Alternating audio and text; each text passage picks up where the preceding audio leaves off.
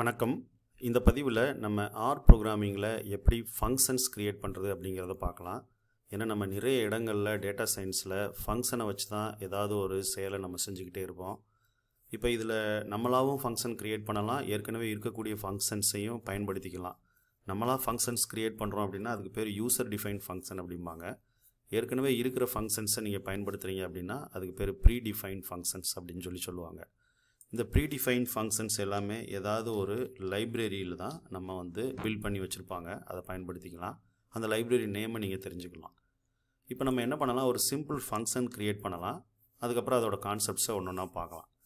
ஆரில் ஒரு function create பண்ணணும் அப்படின்னா இப்போ உதாரணத்துக்கு அடிஷன் அப்படின்னு சொல்லி வச்சுக்கிடுவோம்.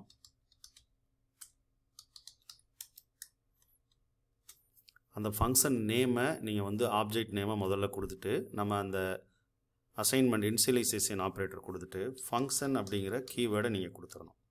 இது கொஞ்சம் வித்தியாசமானது. ஏன்னா மற்ற ப்ரோக்ராமிங் லாங்குவேஜில் பார்த்தீங்க அப்படின்னா ஃபங்க்ஷன் அப்படின்னு கொடுத்துட்டு நேம் கொடுப்போம். ஆனால் இங்கே நேமை முதல்ல கொடுத்துட்டு அதுக்கப்புறம் ஃபங்க்ஷன் அப்படின்னு கொடுப்போம். இந்த ஃபங்க்ஷனுக்குள்ளே நீங்கள் பேராமீட்டர் கொடுத்துக்கலாம், A, B அப்படின்னு சொல்லி கொடுத்துக்கலாம். ஸோ இதோட மீனிங் என்ன, நான் 2 நம்பரை வாங்கி அதை ஆட் பண்ணி ரிட்டர்ன் பண்ண போகிறேன் அப்படின்னு சொல்லலாம். ஸோ மற்ற லாங்குவேஜ் மாதிரியே இங்கேயும் ரிட்டர்ன் கீவேர்டு இருக்குது, A+B அப்படின்னு போட்டுக்கலாம்.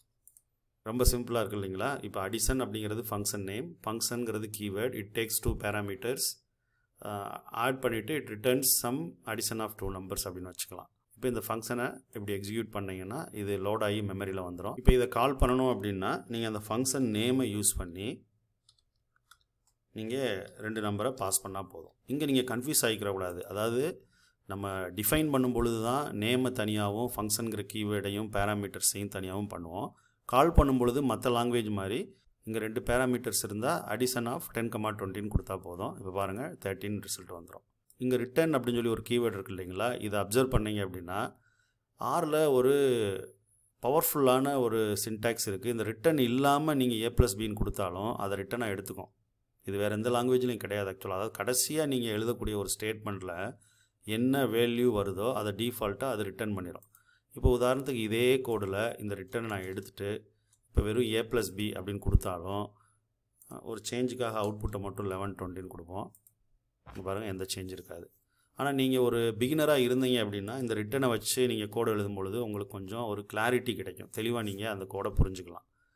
ஸோ இப்போ ஃபங்க்ஷன் அப்படிங்கிறது தெரியுதுங்களா. பொதுவாக ஃபங்க்ஷனோட டெஃபினிஷன் உங்களுக்கு தெரியும்னு நினைக்கிறேன். குரூப் ஆஃப் ஸ்டேட்மெண்ட்ஸ், ஒரு செயலை செய்கிறதுக்கு இருக்கக்கூடிய அந்த டாஸ்க்கை எல்லாமே ஒரே ஒரு ஃபங்க்ஷனில் எழுதி நம்ம அந்த வேல்யூவை ஃபைனலாக ரிட்டர்ன் பண்ணுவோம்.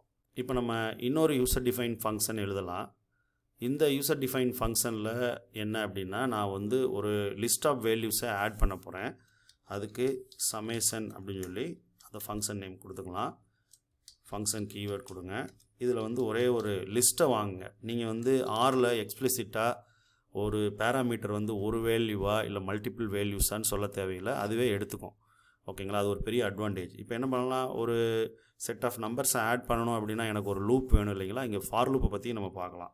சம் அப்படின்னு சொல்லி ஒரு டெம்பரரி வேரியபிள் வச்சுக்கோங்க. ஃபார் லூப் க்ரியேட் பண்ணுறதுக்கு ஃபார் அண்ட் போட்டுட்டு மற்ற லாங்குவேஜ் மாதிரி தான் ஐ அப்படின்னு ஒரு டெம்பரரி வேரியபிள் போட்டு இன் கொடுத்துடலாம். எந்த இண்டெக்ஸை பார்ஸ் பண்ணணும், 1லேருந்து லென்த் அப்படிங்கிற ஒரு ப்ரீடிஃபைன் ஃபங்க்ஷன் இருக்குது. வெக்டர் கர்லி பிரேஸ் போட்டுக்கோங்க. அதாவது இதோட மீனிங் என்ன, இண்டெக்ஸை 1லேருந்து ஆரம்பித்து அந்த வெக்டரோட கடைசி வேல்யூ வரைக்கும் பார்ஸ் பண்ணுன்னு அர்த்தம். அப்படி ஒவ்வொரு தடவை பார்ஸ் பண்ணும் பொழுதும் sums equal to sum plus value of i, அந்த ஒவ்வொரு வேல்யூவும் எடுத்து ஆட் பண்ணிகிட்டே வரணும். இந்த ஃபார் லூப் முடிஞ்ச உடனே நீங்கள் இந்த சம்மை ரிட்டர்ன் பண்ணிடலாம். இப்போ ஒரு சாம்பிளுக்காக சமேஷன் அப்படின்னு கொடுப்போம். வெக்டர் எப்படி போடணும், சி யூஸ் பண்ணி 1, 2, 3, 4, 5. அப்போ இந்த C ஆஃப் 1, 2, 3, 4, 5ங்கிறது இந்த வெக்டருக்கு அசைன் ஆகும். இந்த லூப் எக்ஸிக்யூட் ஆகும். ஒவ்வொரு தடவையும் 1 + 2 + 3 + 4 + 5 அப்படிங்கிற அந்த ஸ்டேட்மெண்ட் எக்ஸிக்யூட் ஆகி நமக்கு ஃபைனலாக இங்கே வெக்டர்னு கொடுத்துருக்கணும், நான் வேல்யூன்னு தப்பாக கொடுத்துட்டேன். அவுட்புட் வந்துருச்சு இல்லைங்களா. இப்படி தான் நம்ம ஒரு யூசர் டிஃபைன் ஃபங்க்ஷன் எழுதணும்.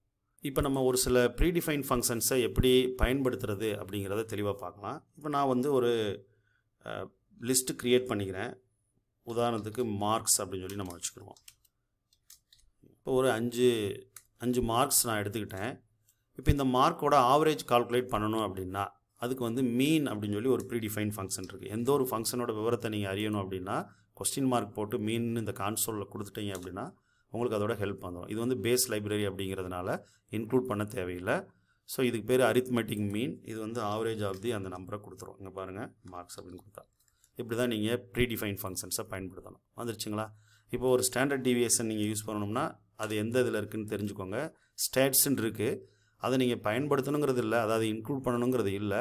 பட் இருந்தாலும் நீங்கள் ஒரு அட்வான்ஸ் லைப்ரரி ஒன்று பயன்படுத்துகிறீங்க அப்படின்னா அதோட நேமை இப்படி இந்த மாதிரி ஸ்பெசிஃபை பண்ணிவிட்டு அதுக்கப்புறம் எஸ்டி ஆஃப் மார்க்ஸ் இப்படி கொடுத்துடலாம். இப்போ பாருங்கள் 2 அவுட்புட் நமக்கு கிடைக்கும். ஒன்று வந்து மீன், இன்னொன்று ஸ்டாண்டர்ட் டீவியேஷன் 21.33776. ஸோ இங்கே என்ன லாஜிக் நீங்கள் புரிஞ்சுக்கிறணும்னா எந்த ஒரு ப்ரீடிஃபைன் ஃபங்க்ஷன் பயன்படுத்தும் பொழுதும் அதோட லைப்ரரி என்ன அப்படிங்கிறத தெரிஞ்சுக்கிறணும்.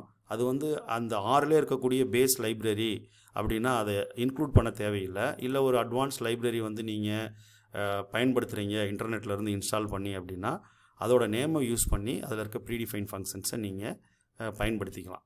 இந்த லைப்ரரியை எப்படி இன்ஸ்டால் பண்ணுறது அப்படிங்கிறதையும் நீங்கள் தெரிஞ்சுக்கிறணும். ஏன்னா எல்லா நேரத்துலையும் நீங்கள் பயன்படுத்தக்கூடிய லைப்ரரி ஆறில் இன்ஸ்டால் ஆகிருக்கா அப்படிங்கிறது உங்களுக்கு தெரிஞ்சிருக்காது. இப்போது ஒரு லைப்ரரி எரர் அடிக்குது. இப்போ நான் ஸ்டேட்ஸ் 1ன்னு கொடுக்குறேன். இங்கே பாருங்கள், இந்த library there is no package அப்படின்னு சொல்லி வருது. அப்போ ஒரு பேக்கேஜை நீங்கள் இன்ஸ்டால் பண்ணணும் அப்படின்னா இன்டர்நெட்டில் கனெக்ட் ஆகிருக்கணும். இன்ஸ்டால் டாட் பேக்கேஜஸ் அப்படின்னு கொடுத்துட்டு நீங்கள் அந்த பேக்கேஜ் நேமை டபுள் குவாட்டில் இப்படி கொடுத்துருங்க. இந்த பேக்கேஜ் நேம் எப்படி தெரிஞ்சுக்கிறது அப்படின்னா இன்டர்நெட்டில் போனீங்கன்னா நீங்கள் ஆறுக்கானது ஒரு மிஷின் லேர்னிங் அல்காரிதமோ நீங்கள் ஒரு ஸ்டாட்டிஸ்டிக்கல் கால்குலேஷன் போடுறீங்கன்னா அந்த மாதிரியான பேக்கேஜஸை நீங்கள் தெரிஞ்சுக்கிட்டு இந்த மாதிரி இன்ஸ்டால் பண்ணிக்கலாம். இது ஒன் டைம் இன்ஸ்டால் பண்ணால் போதும். இன்ஸ்டால் பண்ண பிறகு நீங்கள் அந்த லைப்ரரியை பயன்படுத்திக்கலாம். ஸோ இப்படி தான் நீங்கள் ப்ரீடிஃபைன் ஃபங்க்ஷன்ஸை யூஸ் பண்ணணும். ஸோ அந்த லைப்ரரி என்னென்னு தெரியணும், அது இல்லைனா இன்ஸ்டால் பண்ணணும், அதை இன்க்ளூட் பண்ணிவிட்டு அதில் இருக்க ப்ரீடிஃபைன் ஃபங்க்ஷன்ஸை நீங்கள் பயன்படுத்திக்கலாம். இப்போ அந்த லைப்ரரியில் என்னென்ன ப்ரீடிஃபைன் ஃபங்க்ஷன்ஸ் இருக்குது அப்படிங்கிறது தெரியணும்னா நீங்கள் லைப்ரரி நேமவே அப்படியே கொடுக்கலாம். இப்போ ஸ்டேட்ஸ் அப்படிங்கிறது ஒரு லைப்ரரி, ஒரு பேக்கேஜ் நேம் இல்லைங்களா? இங்கே பாருங்கள், அந்த பேக்கேஜோட ஃபுல் டீட்டெயில் உங்களுக்கு இங்கே வந்துடும். For complete list of function அவங்க என்ன சொல்லியிருக்காங்க பாருங்கள். இந்த கமெண்ட் அப்படியே பாஸ் பண்ணிங்கன்னா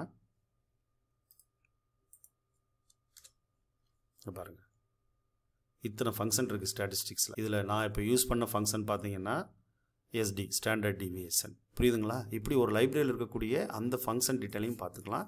அந்த ஃபங்க்ஷனோட டாக்குமெண்ட்டையும் இந்த மாதிரி கொஸ்டின் மார்க் கொடுத்து பண்ணிக்கலாம். இப்போ உங்களுக்கு ஓரளவு புரிஞ்சுங்களா? ஒரு ஃபங்க்ஷன் நீங்களாக எப்படி க்ரியேட் பண்ணுறது, அதுக்கப்புறம் ஏற்கனவே இருக்கக்கூடிய ஃபங்க்ஷன்ஸை எப்படி பயன்படுத்துறது, இதை நீங்கள் தெளிவாக புரிஞ்சுக்கிறணும். ஏன்னா நிறைய ஃபங்க்ஷன்ஸ் நம்ம அந்த டேட்டா சயின்ஸ் யூஸ் பண்ணும்பொழுது பயன்படுத்துவோம்.